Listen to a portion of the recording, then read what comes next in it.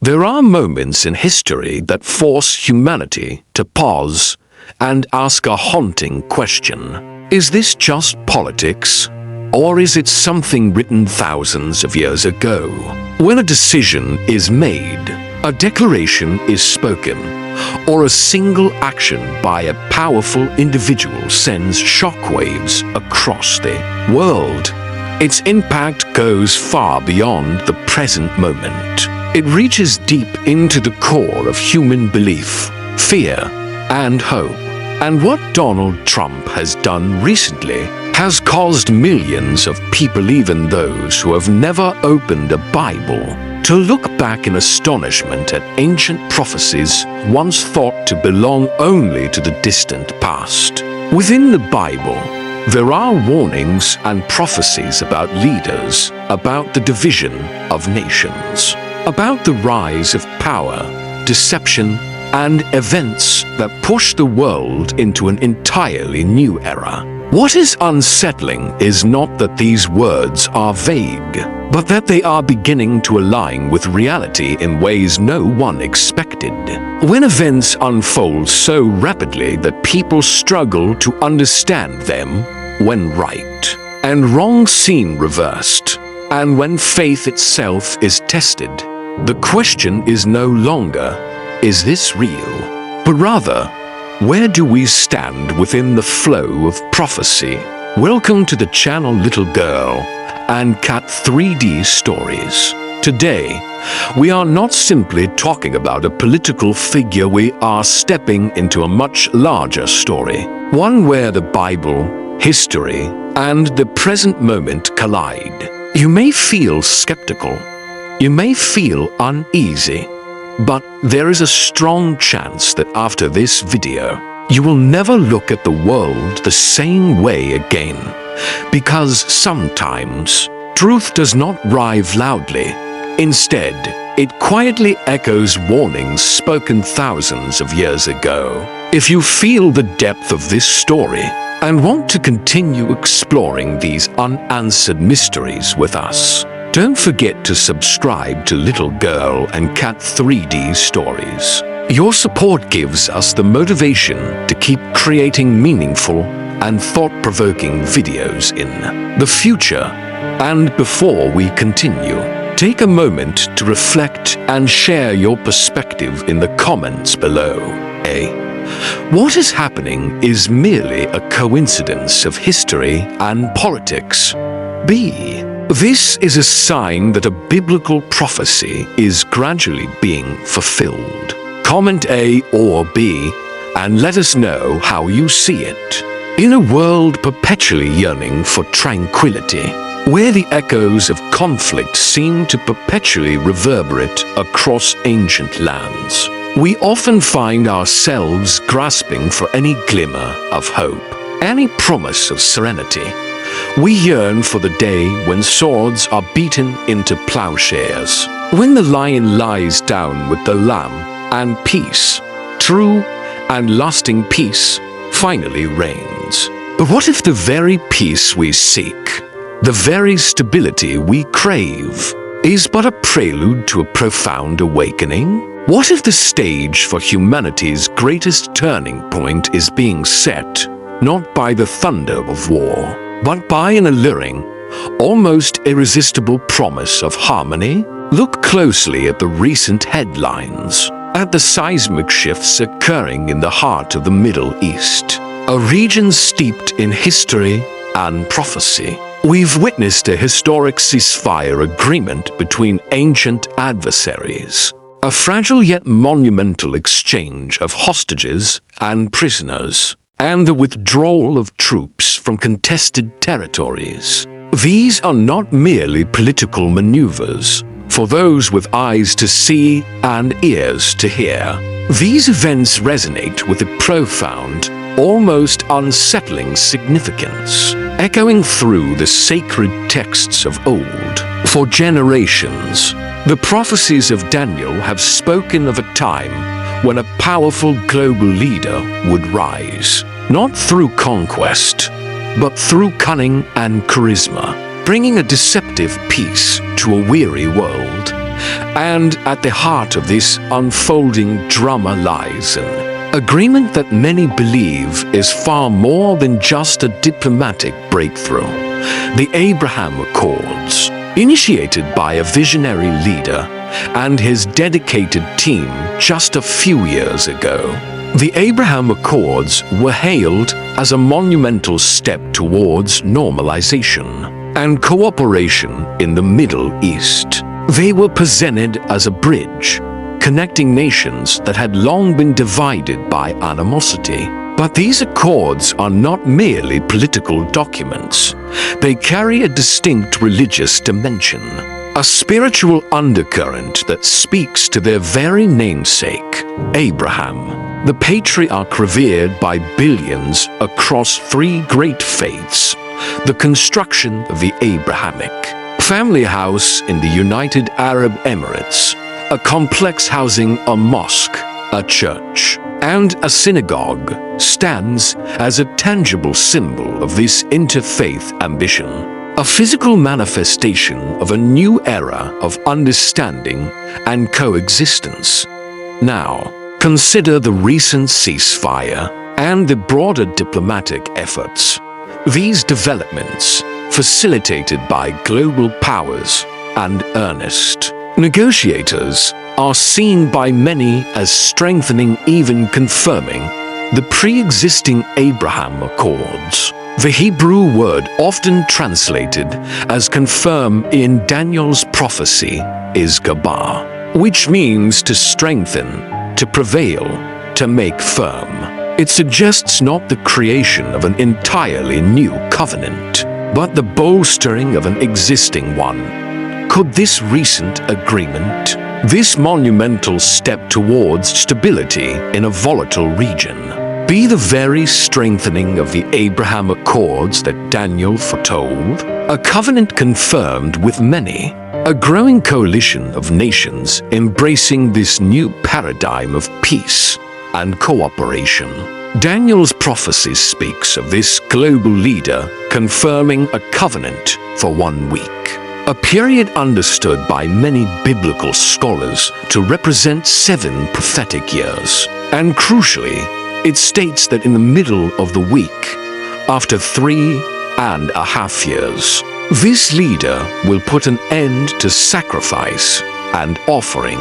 This detail is incredibly significant, for sacrifices, according to Jewish tradition, can only be offered in a consecrated third temple in Jerusalem. For centuries, the idea of a third temple has been a fervent hope for many, yet a seemingly insurmountable obstacle due to the geopolitical realities of Jerusalem's Temple Mount, a site holy to both Jews and Muslims. However, within the framework of this emerging peace, there are whispers, strategic discussions, and growing indications that key Arab nations might indeed approve the construction of a third Jewish temple. Why? In exchange for regional stability, for a lasting peace that promises prosperity, and perhaps for a solution to the Palestinian situation that satisfies all parties. Imagine the scale of such an agreement, a peace so compelling, so universally desired, that it could overcome historical and religious divides to allow for the rebuilding of the temple. This would be a peace almost too good to be true, a solution to a problem that has plagued humanity for millennia. And this, my friends, is where the story takes a profound turn.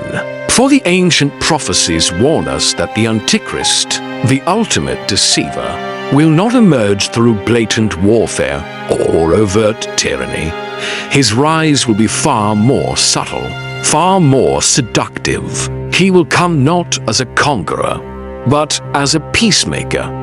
He will emerge through a false peace, deceiving the world with promises of eternal security and unprecedented prosperity. He will be a master of diplomacy, a charismatic figure who seems to possess all the answers.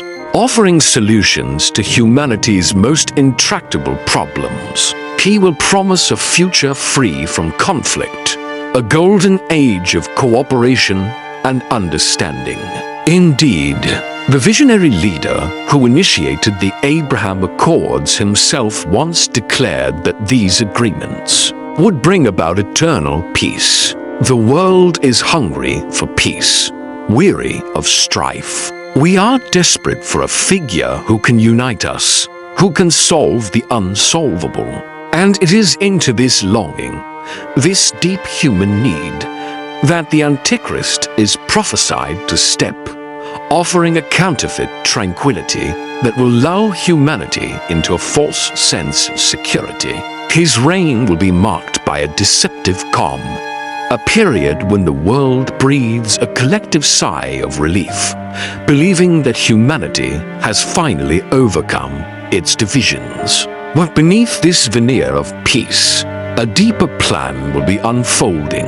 The prophecies paint a picture of a global leader whose charm and diplomatic prowess will be unmatched, a figure capable of orchestrating agreements that seem to defy all historical precedent. A man whose words will soothe the anxieties of nations, and whose actions will appear to bring about a new dawn for humanity. As we stand on the precipice of what many believe to be these prophetic times, it becomes imperative to sharpen our spiritual discernment. For the most profound deceptions often arrive cloaked in the most beautiful promises, and the greatest tests of faith are often veiled in the guise of eternal peace. What truly lies beneath this newfound calm? And who is the figure poised to guide us into this unprecedented era? Join me as we delve deeper into the ancient texts and unfolding events, to uncover the startling truths that may soon reshape our world. The journey has just begun, and the signs are becoming ever clearer. The journey has indeed just begun, and the signs, once whispered in ancient scrolls, now shout from our headlines. We ended our last session pondering the deceptive calm, the promise of eternal peace that could lull humanity into a false sense of security. And as we speak, that very promise seems to be manifesting in astonishing ways. Consider the recent, historic ceasefire agreement between Israel and Hamas, a cessation of hostilities, an exchange of hostages and prisoners, and the withdrawal of troops from Gaza. These are not merely political maneuvers. For those with eyes to see and ears to hear, these events resonate with a profound prophetic significance. They are monumental shifts in a region perpetually embroiled in conflict, and they align uncannily with ancient prophecies, particularly those found in the enigmatic book of Daniel. This agreement, meticulously brokered by the United States and other key nations, is more than just a temporary truce. It has the potential to confirm a covenant, to strengthen and solidify a pre-existing agreement. The Hebrew word often translated as confirm in this context is gabar, meaning to strengthen, to prevail, to make mighty. It suggests not the creation of an entirely new pact, but the reinforcement of something already in place, something that perhaps lacked the full weight of global consensus. And what pre-existing agreement stands out in recent history with such immense implications for regional peace? None other than the 2020 Abraham Accords, initiated by Donald Trump. The Abraham Accords were hailed as a breakthrough, normalizing relations between Israel and several Arab nations. But they were never just about politics or economics. They carried a deep religious dimension, a spiritual undercurrent that many overlooked. The very name, Abraham Accords, invokes the patriarch common to Judaism, Christianity, and Islam, hinting at a unity far beyond mere diplomacy. The construction of the Abrahamic family house in the UAE, a complex housing a synagogue, a church, and a mosque, stands as a tangible symbol of this interfaith ambition, a vision of shared heritage and coexistence. This is not mere political expediency. It is an attempt to weave a tapestry of peace that integrates faith, culture, and governance. Daniel's prophecy speaks of a global leader who will confirm a covenant with many for 1 week. In prophetic terms, a week often signifies 7 years. This leader, this figure of immense influence, will solidify an agreement that brings a semblance of peace and order to a turbulent world. But the prophecy continues with a chilling detail.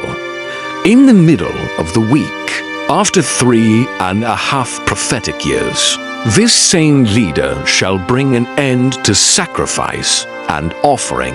For sacrifices and offerings to cease, they must first exist, and for them to exist in the manner described in Jewish tradition. A third Jewish temple would need to be built in Jerusalem. This has been an intractable point of contention for centuries, a flashpoint of religious and geopolitical tension. Yet, within the framework of these new agreements, within the strengthening of the Abraham Accords, there are whispers, subtle indications, that Arab nations might potentially approve the construction of this third temple. Imagine the leverage in exchange for a lasting regional peace, a comprehensive solution for the Palestinians, and unprecedented economic stability. The seemingly impossible becomes a bargaining chip. This isn't about war. It's about a false peace so enticing, so universally desired, that it compels nations to make concessions that would have been unthinkable just a few years ago. The Antichrist, as foretold, will not emerge from the chaos of war, but from the seductive allure of this false peace. He will deceive the world with promises of eternal peace and security, a golden age free from strife. This is a vision that resonates deeply with humanity's longing for respite, a desire for an end to the endless cycles of conflict. Indeed, the visionary leader who initiated the Abraham Accords himself once declared that these agreements would bring about eternal peace. This rhetoric, this promise of an unprecedented, lasting tranquility, is precisely the kind of language we are warned to scrutinize. And who might this enigmatic figure be? The video transcript I referenced earlier, and indeed many other analyses circulating in these prophetic circles, points to a truly startling possibility. It suggests that Jared Kushner, Donald Trump's son-in-law and a key architect of the Abraham Accords, could be this prophesied figure. Now, I understand how unsettling and even outlandish this might sound to some, but let us consider the coincidences that fuel such speculation. Kushner's integral role in brokering the Abraham Accords is undeniable. He was the chief negotiator, the quiet diplomat who moved between capitals, forging these historic agreements. Furthermore, his former office address in New York City was 666 Fifth Avenue, a number that, for many, immediately evokes the biblical mark of the beast. While such a detail could easily be dismissed as mere happenstance, in the context of unfolding prophecy, it becomes a point of unsettling contemplation for those who are watching closely. The book of Daniel, alongside other prophetic texts, offers us 7 distinct identifying signs of the Antichrist, markers by which we are to discern his emergence. These are not vague portents, but specific characteristics that demand our attention.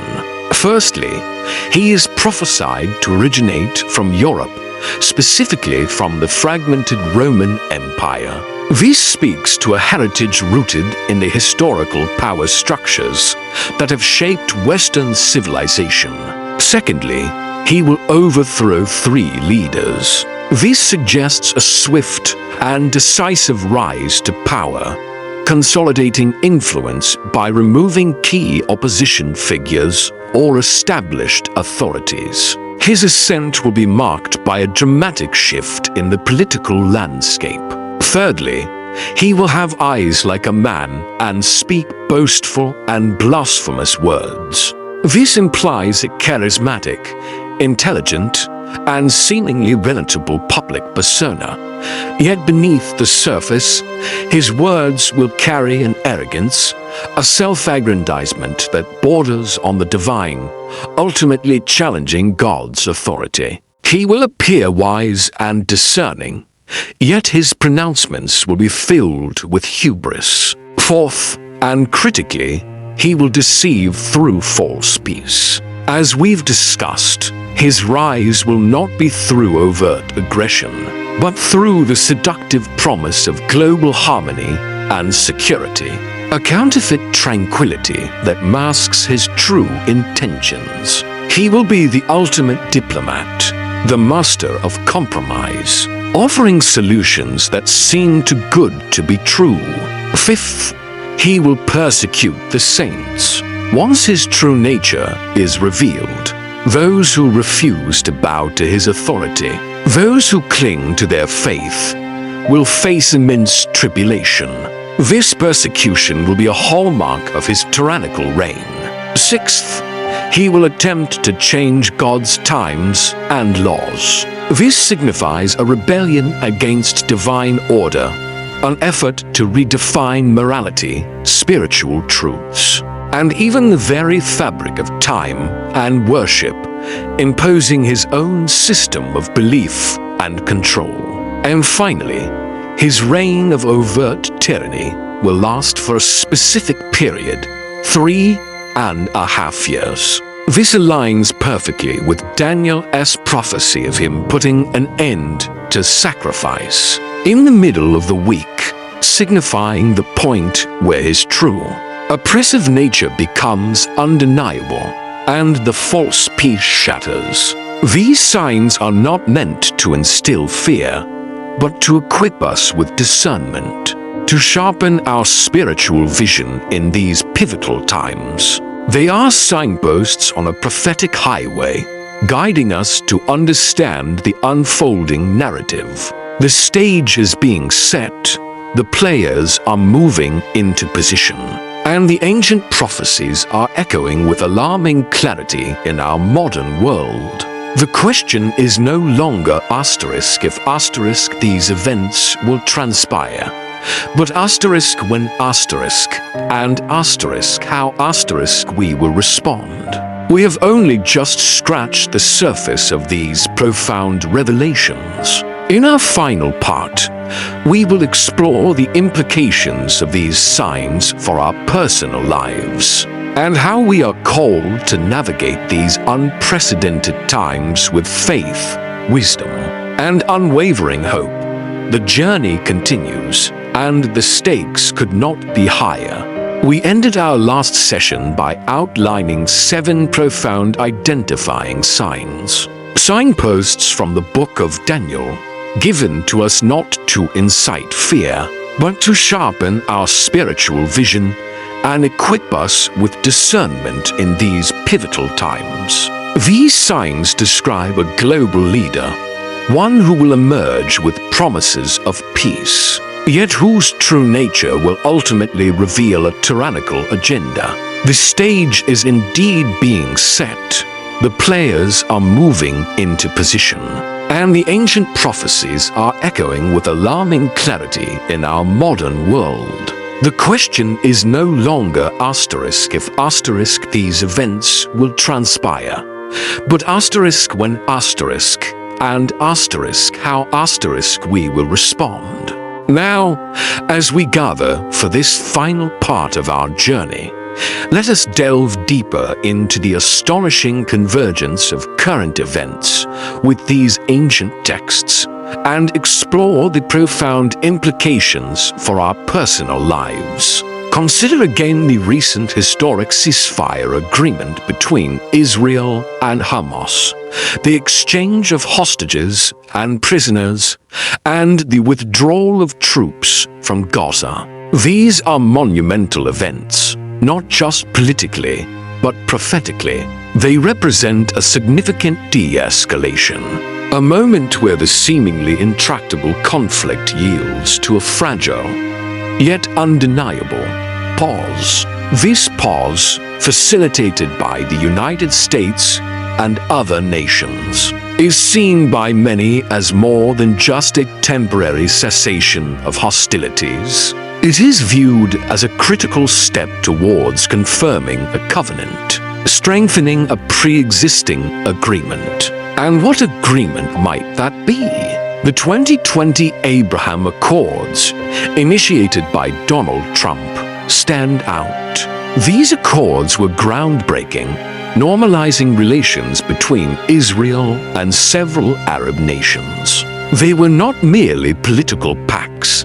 They possessed a distinct religious dimension, evidenced by the construction of the Abrahamic family house in the UAE, a testament to shared heritage and a call for interfaith harmony. This strengthening, this kabar in Hebrew, signifies a reinforcement, a binding together of what was already established. It's a foundational step towards a broader, more encompassing regional peace. Daniel's prophecy speaks of a global leader who will confirm a covenant with many for 1 week, a prophetic week, understood to be 7 years. This is where the narrative takes a truly astonishing turn. The prophecy states that in the middle of this week, after 3.5 years, this leader will put an end to sacrifice and offering.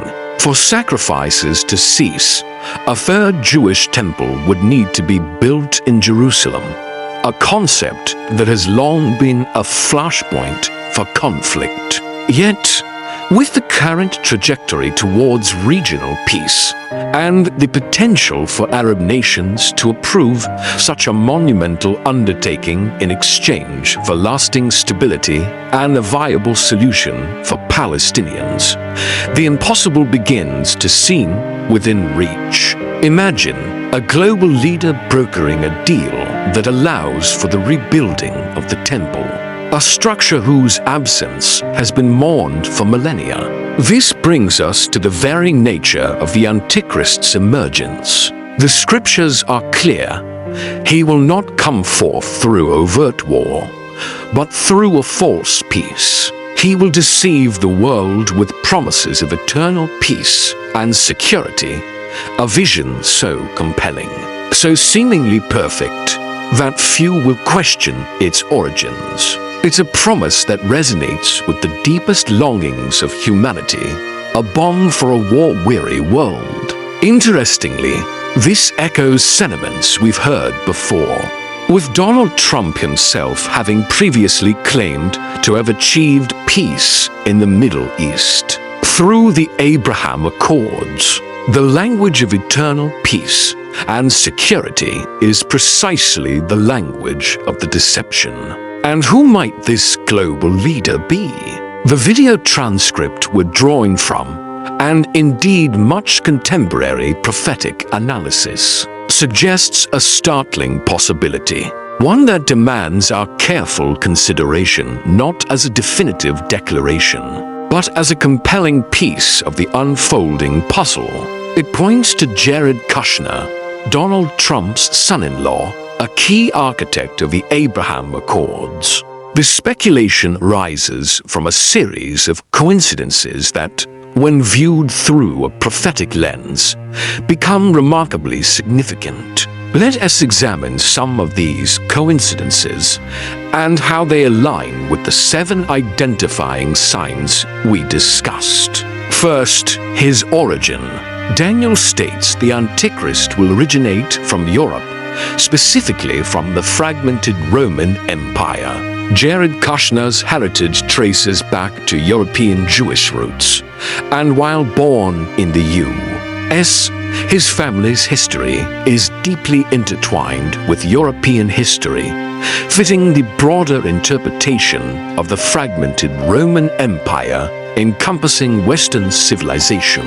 Second, overthrowing 3 leaders. While not overtly overthrowing, Kushner's role in the highly disruptive Trump administration saw significant shifts in global power dynamics and the sidelining of established political figures and norms, particularly in the Middle East. His influence was undeniably instrumental in shifting alliances and rendering previous leadership structures less effective in the region.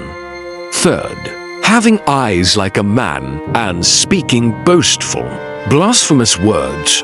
This refers to an extraordinary intelligence and charisma, coupled with a profound arrogance that elevates himself above God.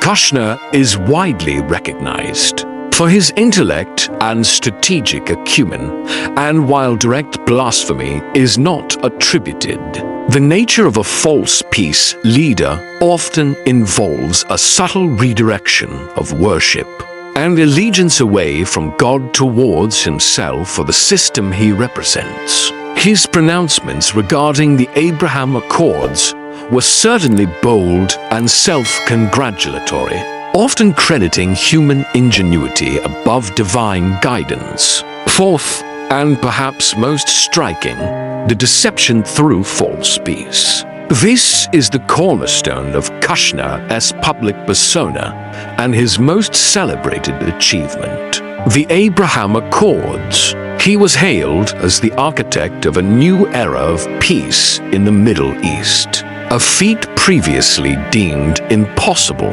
This aligns perfectly with the Antichrist's method of operation, not through war, but through the seductive promise of global harmony and security, a counterfeit tranquility that masks his true intentions. He is the ultimate diplomat, the master of compromise, offering solutions that seem too good to be true.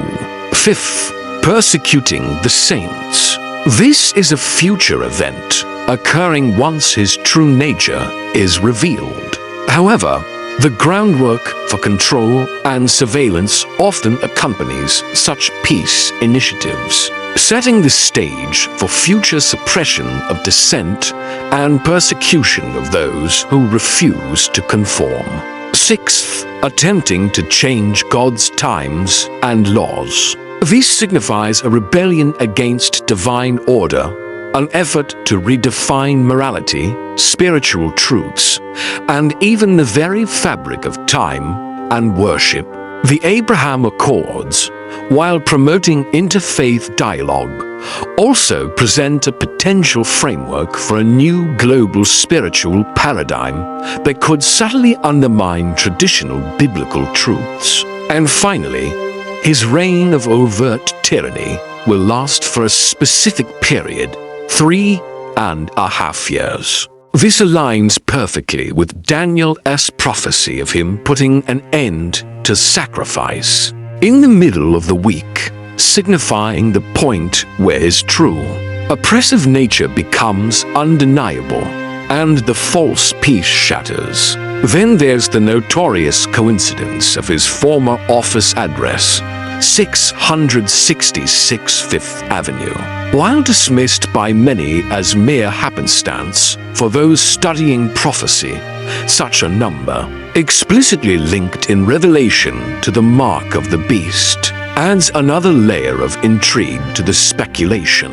These are not definitive proofs, but rather a collection of data points that, when viewed holistically, compel us to watch and discern with heightened awareness. My friends, these are not tales of distant lands or ancient times.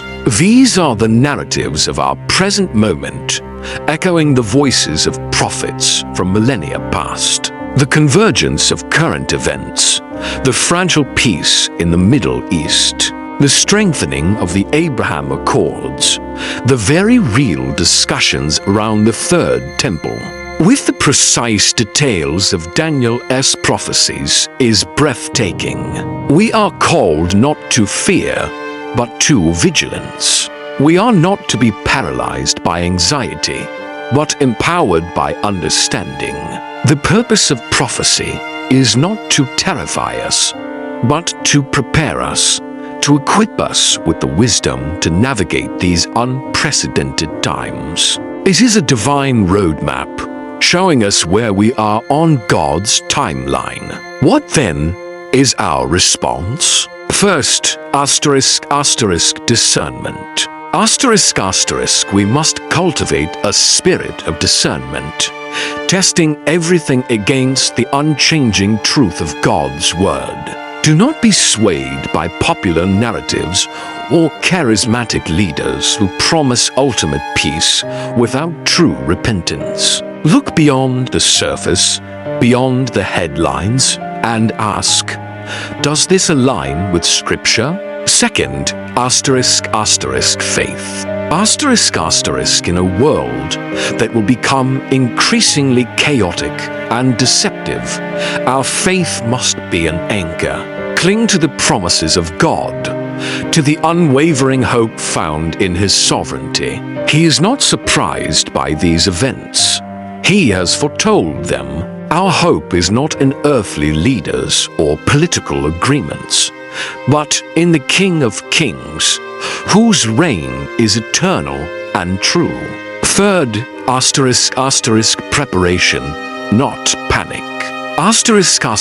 This preparation is not about hoarding supplies, but about spiritual readiness. It's about deepening our relationship with God, sharing the message of hope with those around us, and living lives that reflect His love and truth. Be a beacon of light in the gathering shadows. Fourth, unwavering hope. Even amidst the darkest prophecies, there is a glorious promise. God wins. His plan will unfold, and ultimately, righteousness will prevail. The emergence of these signs is not the end of the story, but a signpost pointing to the glorious return of our Savior. The journey we've undertaken together through these 3 parts has been intense, challenging, and perhaps even unsettling. But it is a journey vital for our times. We are living in an era of profound prophetic fulfillment. An era where ancient texts are coming alive before our very eyes. So, let us stand firm.